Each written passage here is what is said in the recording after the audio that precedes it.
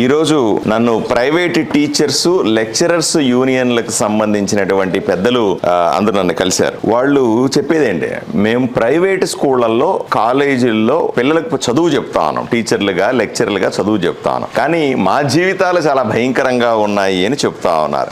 వీళ్ళు చెప్పేది ఏంటంటే మాకు సెలవులు ఉండవు, 12 నెలల్లో కేవలం 9 నెలలు మాత్రమే పిల్లలకు స్కూల్లో కాలేజీ ఉంటుంది, కానీ మాకు అలా ఉండదు, మాకు సంవత్సరం అంతా పని ఉంటుంది. రెండోది 12 నెలలు ఫీజు స్కూల్కి వెళ్ళారనుకోండి, పిల్లాడు సంవత్సరం ఫీజు తీసుకుంటాడు స్కూల్ వాళ్ళు కానీ కాలేజీ కానీ ప్రైవేట్ స్కూల్లో, కానీ వీళ్లకు 12 నెలల జీతం ఇవ్వరు, కేవలం 9 నెలల జీతమే ఇస్తారు, 8 నెలల జీతమే ఇస్తారు, అప్పుడప్పుడు కట్ చేస్తూ ఉంటారు. అలాగే 50% మించిన టీచర్లు తీవ్రమైన ఒత్తిడిలో ఉన్నారు. వీళ్ళు అడ్మిషన్లు కూడా కేవలం చదువు చెప్పడం మాత్రమే పరిమితమైందంటే కాదు, సెలవులు వస్తే మీరే అడ్మిషన్లు తీసుకురండి అనే విధంగా వీళ్ళని బయటికి పంపించి అడ్మిషన్ల కోసం కూడా ఇబ్బంది పెడుతున్నారు అని వీళ్ళు చెప్తా ఉన్నారు. అలాగే ఫీజులు ఎవరైనా పిల్లలు ఫీజు కట్టకపోతేనో వీళ్ళే పేరెంట్స్ కు ఫోన్ చేసి బలవంతం చేసి ఫీజు కట్టించే పని చేయడం, కానీ చదువు రాని వాళ్ళు ఎవరైనా ఉంటారు, వాళ్ళకి తప్పనిసరిగా నువ్వు ర్యాంకులు పిల్లలకు తెప్పించి పెట్టాలా అని బలవంతం చేయడం, 24 గంటలు పని చేయించడం.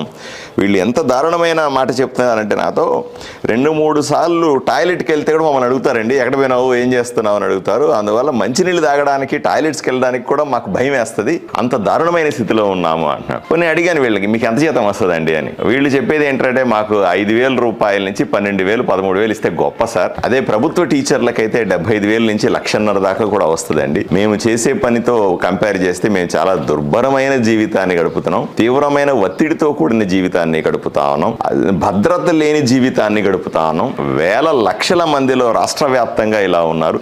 ఒక కర్నూలు జిల్లాలోనే లేదా ఆదోని చుట్టుపక్కల ప్రాంతాల్లోనే వందల సంఖ్యలో ఇలా టీచర్లు ఇబ్బంది పడతా ఉన్నారు. ఈ జీతాలు పెంచరు, లేదా సరైన సమయానికి జీతాలు ఇవ్వరు, అవమానాలు, వెక్కిరింతలు, వీటితో ఎంతో ఇబ్బంది పడతా ఉన్నాం. అలాగే మాకు ఈఎస్ఐ పిఎఫ్ కూడా లేదు. మాకు హక్కుగా రావాలంటే, ఇప్పుడు ఏ ఉద్యోగి అయినా సరే, ఒక టీచర్ అంటే మనకు చదువు చెప్పేవాడు.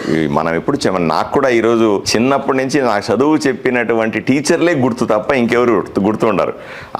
చదువు చెప్పే టీచర్లకి కనీస వేతనం ఉండాలి కదా, ఈఎస్ఐపి భద్రత ఉండాలి కదా, లేదా పిఎఫ్ ఉండాలి కదా, ఇది చట్టబద్ధంగా చేసేది. అవన్నీ కూడా లేకుండా ఎలా పని చేయాలి, అయినప్పటికీ కూడా మా హక్కులను అణిచేస్తా ఉన్నారు అని తీవ్రమైన ఆవేదన వ్యక్తం చేస్తా నన్ను కలిశారు. దీన్ని దయచేసి అసెంబ్లీలో చెప్పండి, అలాగే ముఖ్యమంత్రి గారికి చెప్పండి అని చెబుతున్నారు. ఇంతకుముందు లోకేష్ బాబు గారిని కలిసిన కానీ లేదా మంత్రి గారిని కలిసిన ఫోటో కూడా నాకు చూపిస్తా ఉన్నారు. సార్ ఇంతమందిని కలిసాము, అయినప్పటికీ కూడా మా జీవితాల్లో ఏం మార్పు రాలేదు అని చెప్తా ఉన్నారు. నన్ను కూడా రిప్రజెంట్ చేయండి తప్పనిసరిగా అంటున్నారు. 100కు 100% ఇది చాలా జెన్యూన్ కోరిక. ఎందుకంటే వేలాది మంది అణిచివేయబడుతున్నటువంటి భయంకరమైన అంశం దీన్ని. అంటే చదువు లేని వాడిని అణిచేశారంటే ఒక అర్థం ఉంది, కానీ బాగా చదువుకొని డిగ్రీలు పీజీలు పూర్తి చేసి కూడా అణిచివేతకు గురవుతున్న వర్గం ఏదన్నా ఉందంటే పాపం ఇది ప్రైవేట్ స్కూళ్ళు టీచర్ల కాలేజీలో పనిచేస్తున్న టీచర్ల దుస్థితిలాగా మనం చూడాల్సిన అవసరం ఉంది. ఆవురావునమని వేసి చూస్తా ఉన్నారు.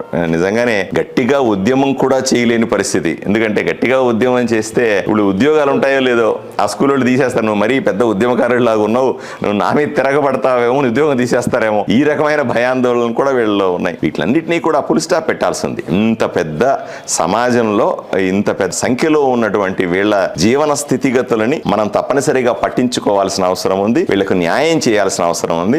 నేను వీళ్ళకి ఈరోజు హామీ ఇస్తా ఉన్నా, 100కు 100% వీళ్ళ వైపు నుంచి పోట్లాడతా, వీళ్ళకి కావాల్సిన వీళ్ళ హక్కుల కోసం నేను ప్రభుత్వం దగ్గర రిప్రజెంట్ చేస్తాను. ముఖ్యమంత్రి గారికి కానీ లేదా ఉప ముఖ్యమంత్రి గారికి కానీ మిగతా మంత్రుల దృష్టికి తీసుకెళ్లి ఈ సమస్యని ఏ విధంగా పరిష్కరించవచ్చు అని తప్పనిసరిగా నా ప్రయత్నం నేను చేస్తానని వీళ్ళకి అందరికీ హామీ ఇస్తా ఉన్నాను.